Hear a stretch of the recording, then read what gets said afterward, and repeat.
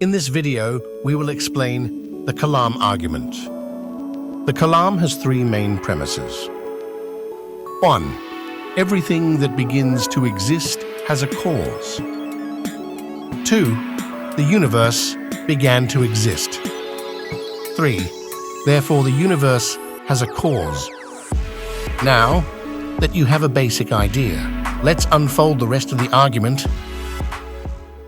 I'm starting off with the Kalam Cosmological Argument. Who's heard of the Kalam Cosmological Argument? This is, the word Kalam is from an Arabic word which means speech, and it was defended by Islamic philosophers in the medieval time period, and now it is used by Christian philosophers primarily, and Christian scientists also use this argument. And the argument basically seeks to prove Genesis kind of 1:1 is, in the beginning, God created the heavens and the earth. What atheists have believed for the longest time is that there is no beginning, that time, or matter especially, is eternal. It goes on and on and on. Atheists have held to this eternal universe. Some people say, well, atheists hold to the Big Bang. Well, they recently have had to hold to a Big Bang because of the evidence, as we'll see. But historically, atheists have held that matter is eternal. That's the idea. This is a very popular argument, and some would say it's one of the strongest and clearest arguments. I don't believe that personally, but I figured I'd start off with the most popular one. Me personally, what caused me to come to faith in Christ, we're a different set of arguments, but this is a great argument,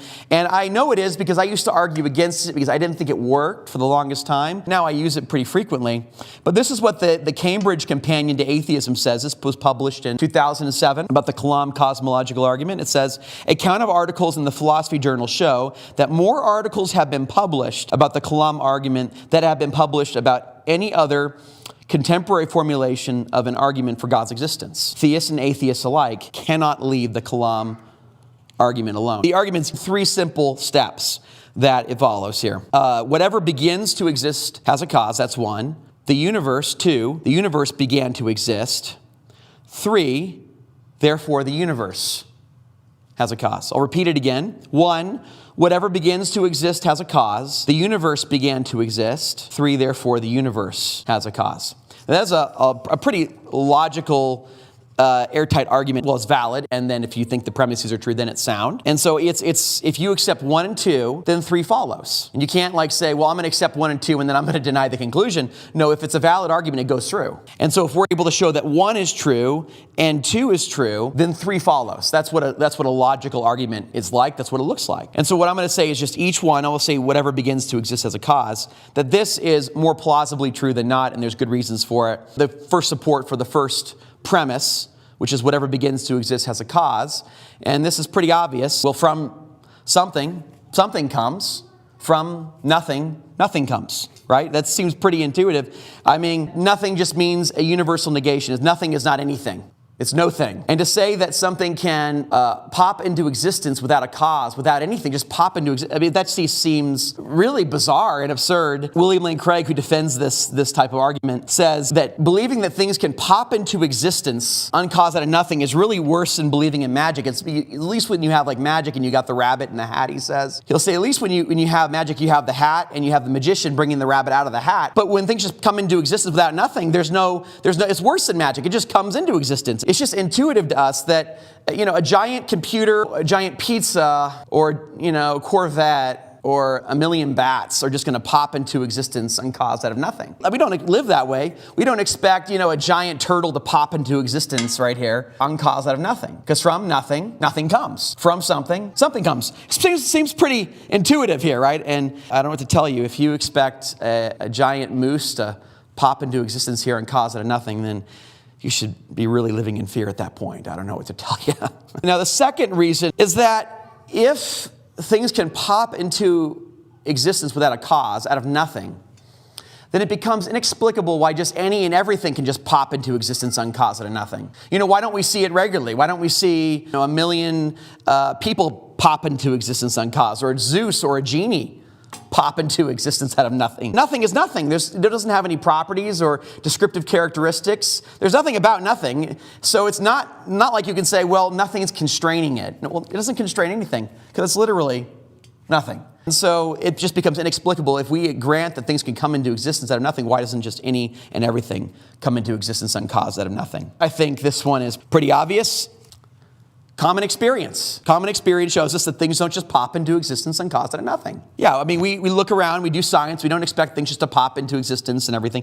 Reality is not that way. And so that's why it seems like a basic foundational part of metaphysics. From nothing, nothing comes. From something, something comes. This guy, David Hume, who was just a radical, skeptical guy. He was a Scottish skeptic, and he was a philosopher, and people say that he didn't believe in causation or didn't believe, in this sort of stuff. But even he said, I never asserted so absurd a proposition as that anything might arise without a cause. I only maintained that our certainty of the falsehood of that proposition proceeded neither from intuition, sense experience, or demonstration, but from another source. So even Hume, who was very skeptical about uniformity and causation, said, no, I've never said anything so bizarre and crazy that things can just pop into existence without a cause. So I think it's pretty reasonable. Most people don't deny this premise. All the action at is premise 2. I understand Alexander Vilenkin denies premise 1 because he believes in the Big Bang, and also Quentin Smith thinks that the universe came by nothing and from nothing. It just popped into existence,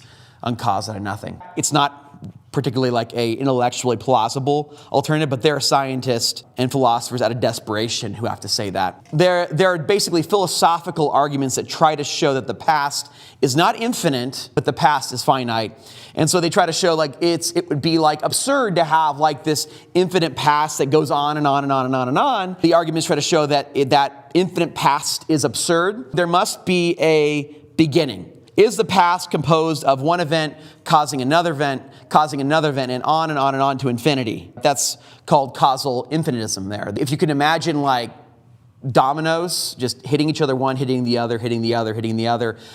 Causal infinitism would say that events are like that, and you just look back into the past, any part of a timeline, and it would be one domino hitting another domino. You go back further and further, one domino, and so you keep on going back, and every time you're going back, there's just dominoes hitting dominoes, and it's infinitely extended off into the past. There's no beginning on that view. The other alternative is causal infinitism. Yeah, you go back and back and back. The dominoes hit each other. There's a starting point to the dominoes. Using that, there's a person starting them. I'm going to give a lot of different reasons for thinking that it doesn't just go back and back and back, but it goes back and back and back, and then boom, there's a necessary starting point. That's the idea I want to defend. Now, one reason I want to give right away for just preferring, you have, causal infinitism, which goes back and back and back and back, or you have the causal finitism, which has a necessary stopping point, so it doesn't go back and back and back. There's one reason for just preferring causal finitism, and that is Occam's razor. This is a principle that's used both in metaphysics, philosophy, and science. It's used all the time, but you're not to posit entities beyond necessity more than you have to, or you prefer the simplest explanation. I think we all kind of believe this on some level. It's a very intuitive, accepted principle. But if I come home tonight, my wife has a big plate of fries. I could say, okay, my wife made me all these fries, or I could say everybody in the church got together and made me one fry each. That's so complex, right? Why would I have to say, though I'm going to prefer the simplest explanation, just one person, my wife, put some fries in the oven and boom, I've got fries. Not that each individual fry was made by somebody else. So you prefer, in our own experience, we prefer sort of the simplest explanation of things. So what's simpler, a finite past or an infinite past? I can tell you this much: if you're having universes causing universes going back and back and back and back into just, a multiverse of causing one multiverse, you're going back and back and back. Well, we can see that's infinitely more complicated, infinitely more complex than a finite past. Just Occam's razor, just intuitively, we're going to want to give preference to the finite past. You're not saying, holding to a infinitely more complex theory and idea, that seems absurd. We never reason that way in our lives. Why make things more complicated? And so I would say the preference is going to be to causal finitism. Now, some people have some doubts here. They'll say like, well, Nate, isn't it true that when we're in heaven, we'll be worshiping God for an infinite amount of time? Isn't that the Christian view of heaven? That it's just an infinitely worshiping God? Well, no. That is called potential infinity, and the idea is that it goes on and on and on while never actually arriving at infinity. Because infinity is every natural number. You're not going to arrive at every natural number, every year, so you'll never reach all the numbers. You'll never arrive at infinity, but you're constantly progressing towards it. You're never arriving, but always progressing towards it while never hitting infinity. Infinity is just all the numbers. I mean, it's everything. So you can never arrive at that. And so that's an actual infinite. And so, yeah, obviously, we will go through, year 1, decade 1 in heaven, decade 2, in there for billions of years, 2 billion a year, all that kind of stuff. But we're never actually arriving at okay, we've been here for 10 million years, we finally arrived at it. No, that's not how it's going to work. And so it's potentially infinite, meaning it goes on and on and on, we'll never actually arriving at infinity, but not all the natural numbers are reached. And so that's the difference between a potential infinite and an actual infinite, which is a complete set of all the numbers, which will never be reached by anything. You can never actually get to it. That's another argument that people use. Here's the absurdity with actual infinites. A Muslim philosopher, Al-Ghazali, sought to try to heighten the impossibility of forming an actual infinite past here by giving kind of these illustrations and absurdities. And this one's my favorite. He says, okay, let us imagine our solar system here. Okay, say you have Mars and you have Earth, and Earth's orbiting around the sun twice a year. Mars goes around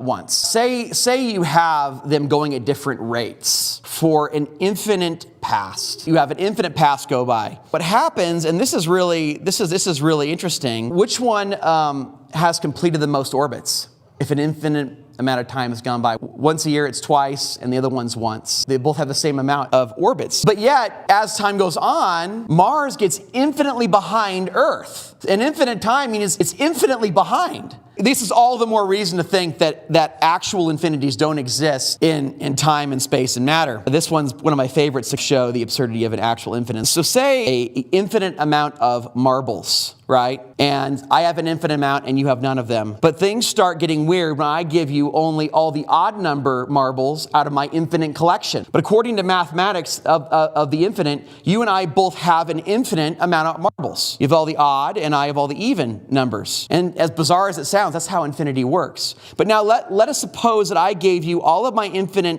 marbles, so I had an infinite amount of marbles, and I kept the first 5 marbles. You would have an infinite amount of marbles, that's what you would have, and I would have only 5. That's how infinity works. Isn't that crazy? In each of these cases, I've given you an infinite number, but I've generated contradictory results. Yeah, I mean, I've given you identical amount of marbles and yet different results. And so this is just absurd. Now, I have one that I particularly like. Actually, it's convinced me to think that actual infinites don't exist. But there's an old philosophical paradox called Zeno's paradox. Say I take this bottle cap and I throw it against that wall, right? In order for it to arrive there, it had to go half the distance, right? It had to go half of the distance to get there, right? And then it had to go half and the half. The point is, between any two spaces, you can divide it up infinitely. And so there's an infinite, according to Zeno, there's an infinite amount of points between these two. You can keep on dividing up into smaller intervals to infinity. Zeno said, well, if there's an infinite amount of points here, how can an object go over an infinite amount of points in a finite amount of time? Like, how is that possible? That's crazy. So what Zeno did historically was to deny the existence of motion. He didn't think motion existed. Like, that guy's got problems, right? Well, you don't think motion exists, so he thought motion was an illusion. Instead, you can just get out of it and say, well, there aren't actually infinite amount of points between these 2 points here. There isn't at all an infinite amount of points, but as a matter of fact, you can just potentially keep on dividing them up and never reach infinity and beyond. And so that's what I would say. There's not actually an infinite amount of points, but you can divide it up, and so on, and so on. There's so many problems with an actual infinite existing in space and time and matter. There's a Grim Reaper paradox that actually shows actual infinites are contradictory, not just metaphysically impossible, but complete contradiction. And then there's Bertrand Russell's paradox of Tristan Shandy. There's Hilbert's Hotel, which Craig uses all the time. Look, there are just so many problems, and the atheistic solutions are like, some of them are like, I can't even think about that so hard, or they don't have very clear or obvious solutions to these, and there's so many of these problems with these paradoxes of infinities. And so if you take the Occam's razor point and all these problems with actual infinites, and there's tons of paradoxes. Alexander Proust has written tons on this. I mean, there's so many different paradoxes with infinities. You can spend forever on this. Just go on and on and on. These paradoxes that you find. And so, I mean, with all of these paradoxes that are hard to solve with actual infinities existing in time, space, and matter, and then you combine that with Occam's razor, just as a cumulative case, it seems very philosophically unlikely that the past is infinite, very unlikely. And then So you have a stopping point, and the question is, what kind of stopping point is that? And then there's other arguments we'll get into later where you can say, okay, is that stopping point going to be a person? Well, if it's all of physical time and space, which is what we're talking about here, if it's a start of that, then it's got to be a timeless, spaceless, immaterial being of immense power. And so, or you could not have to argue for that last attribute there. You could say, like, it's a personal being, and we all have an idea of what a disembodied agent is. We know what it means when I say, like, I could have an afterlife, I could survive the death of my body, disembodied spirits, angels, demons. I mean, there's even atheists that believe in demons I've encountered, So the general humanity has believed in disembodied spirits. So there's nothing wrong about postulating that as a possible candidate when there aren't any other good candidates. I mean, like, what if you were to say, like, an immaterial thing, like a number, like 1 would cause it? That wouldn't make any sense, So you'd want to go with a disembodied a soul or spirit to cause it, which we would call God, as Aquinas would put it, and you would argue for that, and you would argue if it was just a physical object, well, I think these arguments cut against a physical object, but if it's a material thing, it makes the most sense, because then you could explain the entire shooting match. You can explain the entire dominoes. Why they're there is because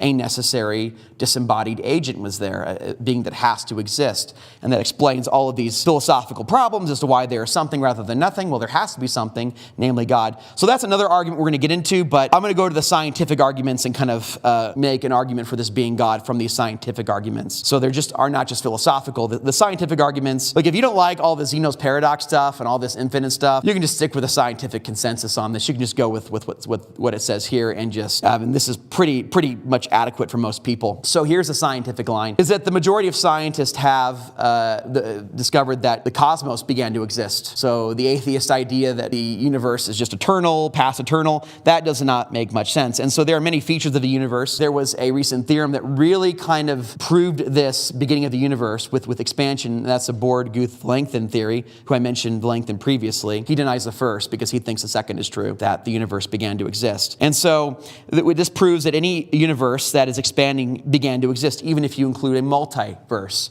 And so this is how Alexander Vilenkin summarizes his findings in this theorem. He says, "It is said that an argument is what convinces a reasonable man, and a proof is what it takes to convince even an unreasonable man. With the proof now in place, cosmologists can no longer hide behind the possibility of a past eternal universe. There is no escape. They have to face the problem of a cosmic beginning. So there is no escape." That's how clear it is. I find it interesting. I watch a lot of YouTube atheists, and they're like, oh yeah, the scientific evidence is so unclear. And with evolution, they're like, it's so clear. It's like all these problems with evolution. When it comes to evolution, it's like the skeptical dial's like so low. But when they go to like the Big Bang, it's like all of a sudden their skeptical dial starts increasing.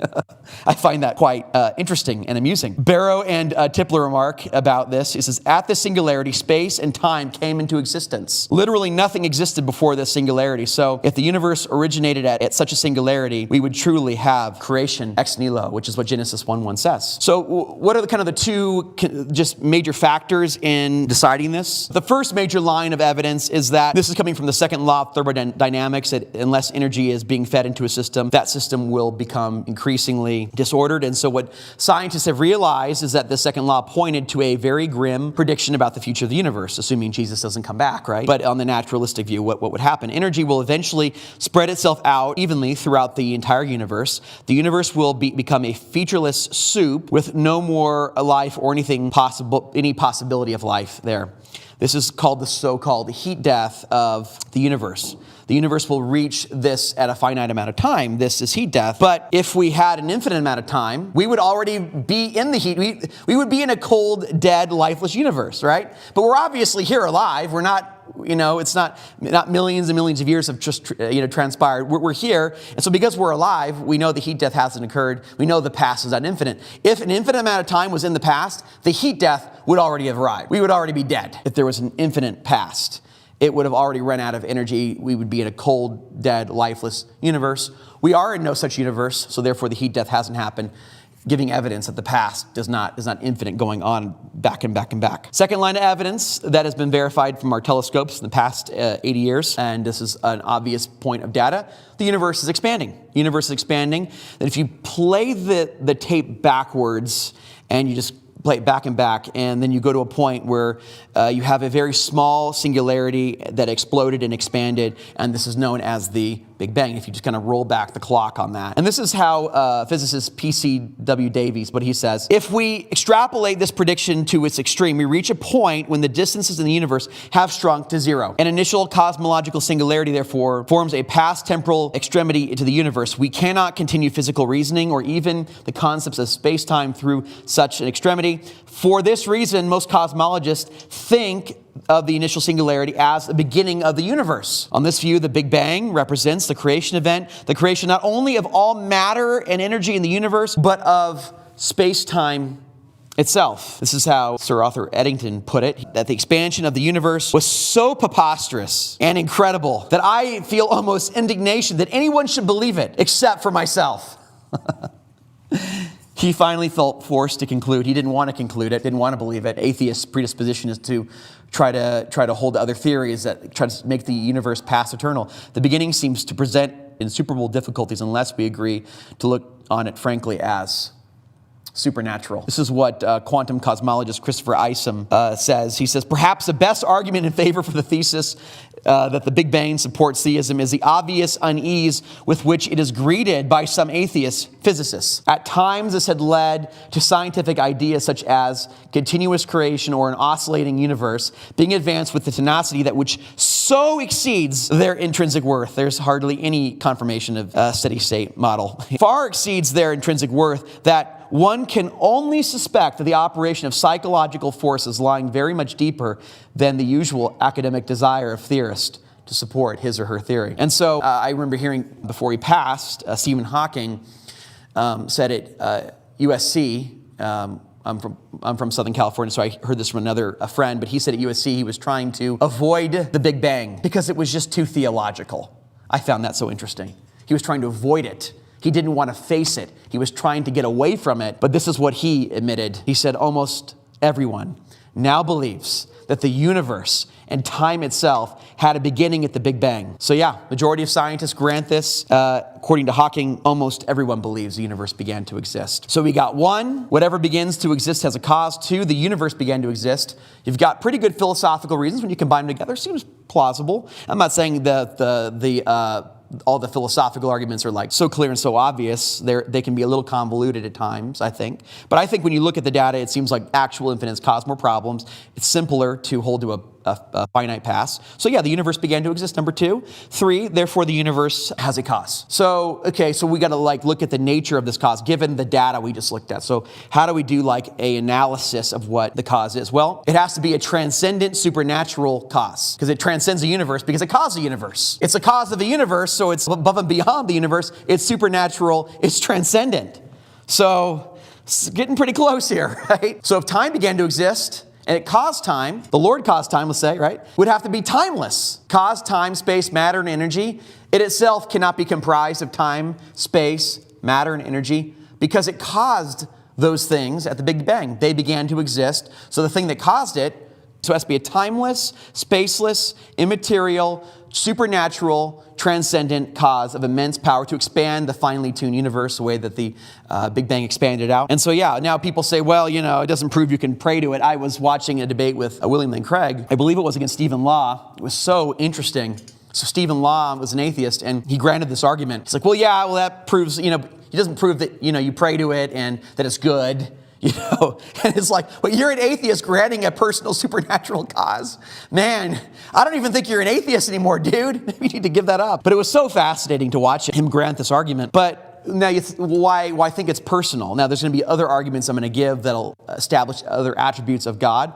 But I think if you're believing in a personal supernatural transcendent cause, it's timeless, spaceless, and immaterial, you're probably not an atheist anymore. So you're probably a theist at this point. So why I think it's personal, I offer three reasons. These seem clear to me, especially when I combine them together in a cumulative case. They seem like, okay, that seems like that cause is going to be personal. As I think about it, as I reflect upon the evidence, yeah, it's going to be a personal cause. All right. So first is the expansion of the universe. It's more than 1 in a million. It's like 1 in a billion. I mean, the way it expanded made it possible for life. If it expanded any slower, any faster, the way that the initial singularity expanded out, any slower, any faster, we wouldn't exist here. There'd be no life. So the expansion rate of the universe was so finely tuned for there to be life that, as we see it today, it's very improbable that we're here.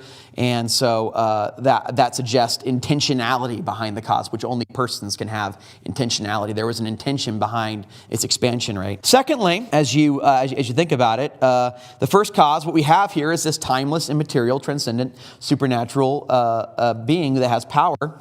And so we're not going to say, okay, it's immaterial. There's agents, disembodied agents, or it can be a number. Those are like immaterial things. Numbers are not physical, they're material. Laws of logic, those are called abstract objects.